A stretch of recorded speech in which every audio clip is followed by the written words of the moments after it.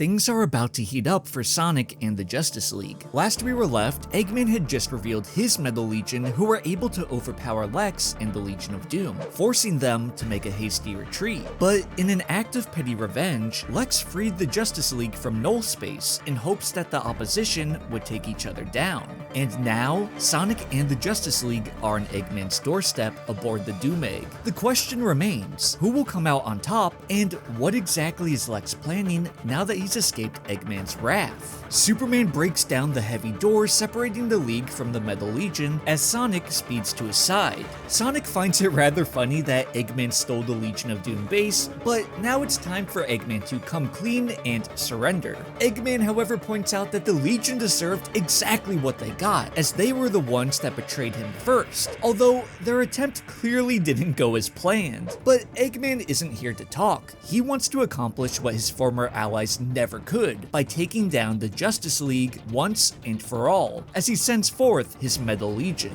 As they prepare to fight, Sonic decides that he and his friends are more than capable of taking on these metal menaces, while the Justice League goes after the Big Egg himself. Silver gets a bit too cocky here, and Amy reels him back in, telling him not to tempt fate, which honestly is good advice, because despite these machines being robotic duplicates, we know that they are powerful, as Black Manta even claimed that the Legion would die if they didn't retreat in time. Tails also chimes into the conversation, stating that beyond just having the powers of the Legion of Doom, they also have the reaction time of Metal Sonic, meaning that these guys are fast and way more dangerous than Silver initially thought. While Knuckles battles the Black Manta duplicate, he complains that he should be fighting a Metal Doomsday instead, since, you know, Doomsday is more of a Superman enemy. It's a funny jab at Aquaman's foe, but I have to imagine that Sonic and his friends would be in way over their head if Eggman was able to create a Metal Doomsday that could replicate the creature's raw power and mesh that alongside the reaction time of Metal Sonic. So I think that Knuckles should consider himself lucky if we're being honest. Shadow, who isn't fighting the Metal Legion, goes for the big man himself, seeking to end this nonsense instead of playing into the Doctor's games. But Eggman had the foresight to create a bot just for him, Metal Nightfall. This machine is based on the Nightfall suit from, well, Batman Nightfall, where Jean-Paul Valley, aka Azrael, would take up the mantle of the Bat after Bane had taken Batman out of commission, which is something that Eggman himself references in this panel. This also makes me wonder how much Eggman has learned about the DC world in this short amount of time. He of all people would be the one to pore over files, learning all he could about the heroes and villains of this universe to gain an upper hand. With Shadow thoroughly occupied, Superman tries his hand at the Doctor, and for a brief moment, Eggman does seem worried about this, but it was all a facade, as Eggman was able to catch the Kryptonian's attack with the might of his battle armor alone. Eggman takes the opportunity to take a shot at his peer Lex, stating that he made a decent suit, but he has perfected it. And it's truthfully hard to disagree with Eggman here, as Wonder Woman also enters the fray, and Eggman is able to counter her attack as well, taking on the most powerful members of the Justice League simultaneously without breaking a sweat. It's at this moment that Eggman reveals his microgates, which act as mini Lex Egg portals that can run defense for Eggman while also powering up his battle armor. Things begin to go so smoothly for Eggman that he actually thinks that victory must be assured. However, the Flash doesn't take kindly to Eggman's insults, and Batman quotes Proverbs as he states that pride always comes before the fall, which, if we're being honest, is almost always Eggman's downfall. However, I must say that Eggman puts on a truly impressive display here despite his hubris. He's able to crack one of John's constructs, which I believe was a hammer, but it almost looked like the Liberty Bell getting its crack. His microgates also prove to be very effective, as they intercept attacks from Cyborg and teleport the Flash away from him. Even Superman's immense strength doesn't seem to be a match for Eggman's new suit, and while hope is never something to let go of, things are certainly looking bleak for the heroes. Even Sonic and his friends are having a difficult time, as the Captain Cold bot freezes Sonic completely. Not to mention, the Sinestro bot is on the brink of destroying Silver. Shadow, however, isn't calling it quits, and surprisingly, Knuckles made pretty light work of the Black Manta bot, ripping its head clean off its shoulders. Despite his allies struggling, Knuckles didn't seem to have any problems, and he suggests that they switch opponents. Suddenly, it clicks with Tails. He knows exactly how they can win, and calls Knuckles a genius. And although Knuckles really enjoys the compliment, I mean, it's not every day he gets called a genius, he's still confused as to why Tails is complimenting him. Tails explains that the Metal Legion is made to match the Legion of Doom, who specifically target the weaknesses of heroes. In other words,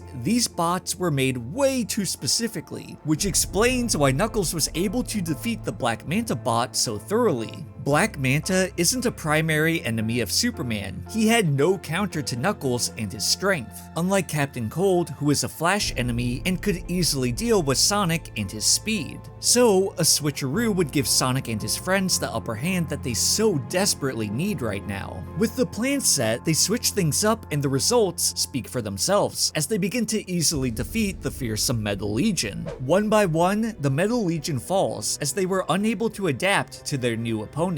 However, for Shadow, he didn't need to trade off to win. Although it seems to have been a hard-pressed battle, given the cuts in Shadow's suit, he powered through, taking down Metal Nightfall, walking away with its head in his hands. Now, as cool as this scene is, I really wish that we got to see this fight because Metal Nightfall looked really sick, and I think it was my favorite design out of all these new robots. It just feels like the Metal Legion and Metal Nightfall got such cool intros, but they ended up being taken out a bit too fast, especially since the comic is called the Metal Legion and they only ended up being in 2 out of 5 issues. It's honestly just a little bit disappointing. With the Metal Legion defeated, Sonic notes that they need to back up the League, who are currently still finding Eggman to be more of a threat than they could have ever anticipated. John is really upset that this mere man is giving them such problems, but Cyborg notes that Eggman is a global threat back on Sonic's world and it takes all of them to stop him. It's this line here that gives Wonder Woman an idea. Perhaps they need to work more in unison with their attacks to bring Eggman down. Flash is all in for this plan as he grabs part of Wonder Woman's lasso, ready to work in tandem with his friends. Watching the Flash race through the portals with the lasso, Eggman can't quite figure out what their new plan is, and he doesn't get much time to think about it as Green Lantern and Superman combine their powers to hit him with a magnetized super blast. Cyborg then scans Batman's Batarang to make some fake duplicates so that Eggman can't track the real one as they penetrate his power armor. Finally, with all the portals connected by the lasso of truth, Wonder Woman calls out to Eggman telling him that he brought this on himself, and with a powerful pull, she collapses the portals in on Eggman. Batman questions the physics on what just happened, which is pretty funny seeing as it seemingly is something that can only make sense with comic logic.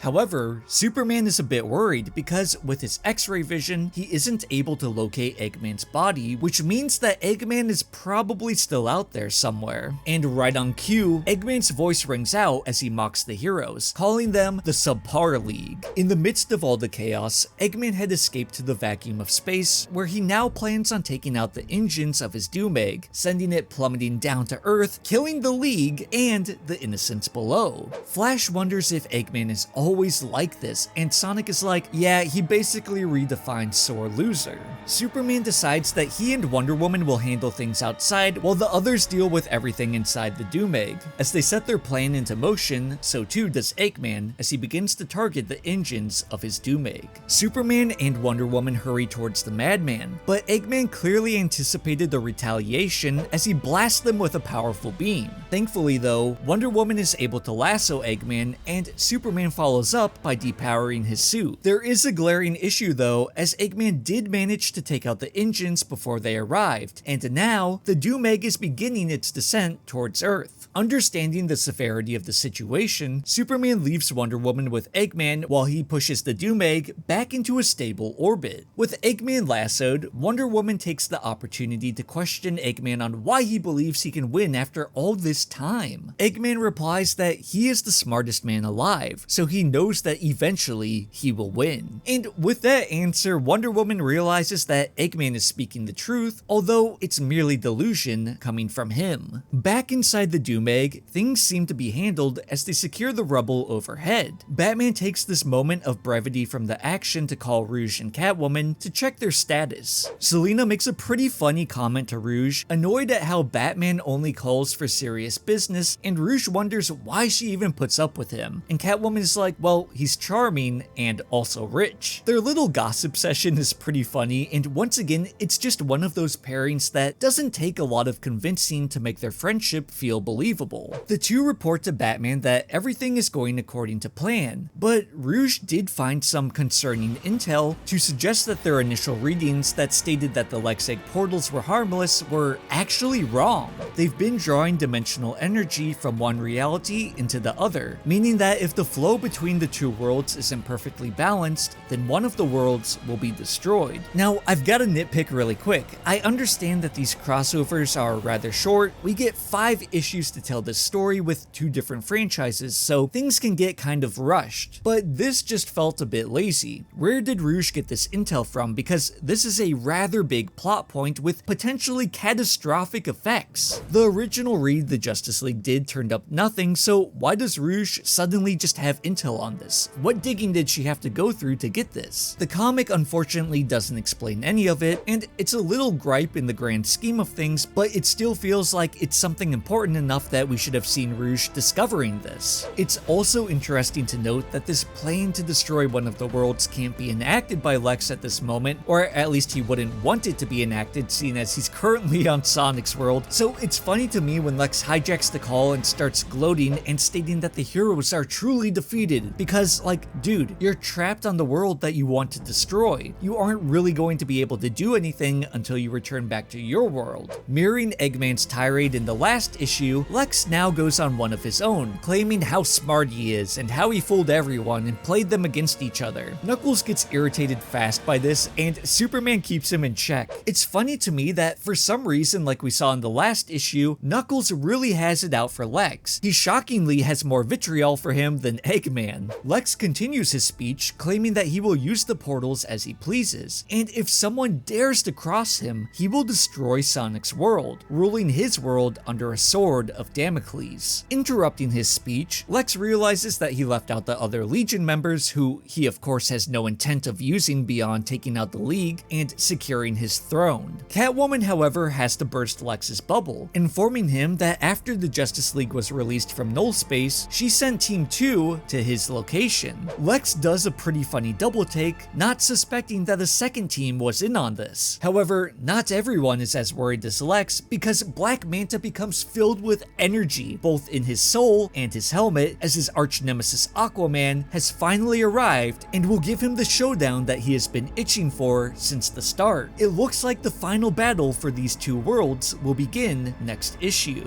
Once again, another great issue. I really love Adam's art. He's been knocking it out of the park with these crossovers. There were a few disappointing moments, like how quickly the Metal Legion fight went down, but boy was it awesome to see Eggman go all out against the Justice League and actually be a capable threat against all of them. One of the things I've been curious about, and I talked about it in a live stream a few weeks back, is if we will ever see that Lex Egg robot that was teased at the end of the first crossover, or if that's something that's been completely dropped. I suspect that Lex has to have something up his sleeve to give us a pretty good fight for the final issue, and part of me is a little bit sad thinking that the next comic could be the last for the crossover of Sonic and DC, but who knows what the future will hold in store. Let me know in the comments what you guys thought about this issue. Did you like seeing Eggman throw hands with Superman? And do you agree or disagree with me about the Metal Legion fight being ended too soon? Like this video and check out the video here for more crossovers, and subscribe if you haven't already, as I have a lot more videos in the work. As always, I want to wish you all the best, take care, peace.